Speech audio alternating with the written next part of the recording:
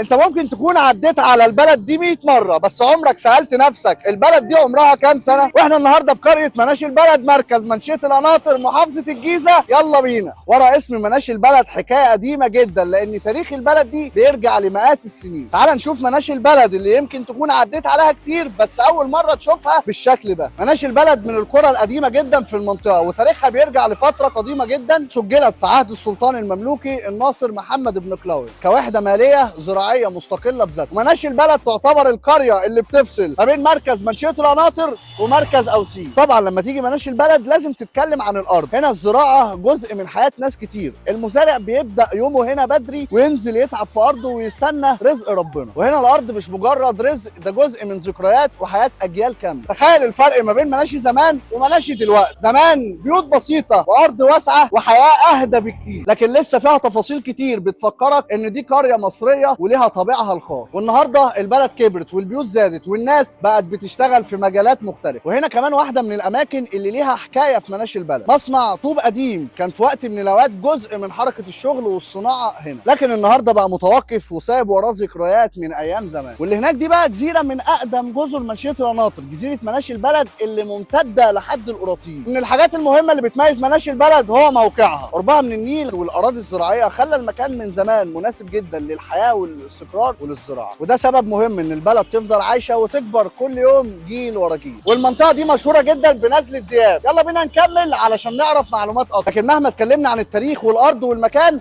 هتفضل الناس هي اهم حكايه. اهل مناشي البلد ناس عايشه على اصولها، واللي يلف هنا هيلاحظ روح الجيره واللمه الحلوه. وانا بصور اي بلد بحب اصور التفاصيل اللي الناس ممكن تكون فاكراها عاديه. الرياضه شيء مهم جدا في اي بلد، عشان كده احنا في مركز الشباب زي ما شايفين الاطفال بيلعبوا كوره، لان دي حاجه من الحاجات المهمه جدا في اي مكان. واحنا واقفين قدام بيت من بيوت ربنا بفكركم وبفكر نفسي بحديث عن النبي صلى الله عليه وسلم: الا ان الدنيا متاع وخير متاع الدنيا المرأة الصالحة. كل يوم بنجري ورا الدنيا ورا الشغل والفلوس والموبايل والناس، لكن في الاخر اللي بيفضل للانسان هو عمله. فخلينا نفتكر دايما ان المسجد مش مجرد مكان بنعدي من قدامه، ده بيت ربنا، واللي بيدخل بابه بقلبه ربنا بيكرمه. انا وياكم من اهل المساجد واهل الخير والطاعه. وفي كل قريه مقام، وده مقام الشيخ عبد الرؤوف هنا في مناشي البلد. بلد تعتبر فيها بيوت اثريه، البيت ده تقريبا كده عدى عليه مئات السنين. كل بلد بيبقى فيها بيوت بالشكل الجميل ده. وكمان مناشي البلد بتجمع بين ديانتين، هتلاقي فيها الجوامع وهتلاقي فيها الكنائس. دي ارض تاريخها قديم وارضها زرع ونيلها قريب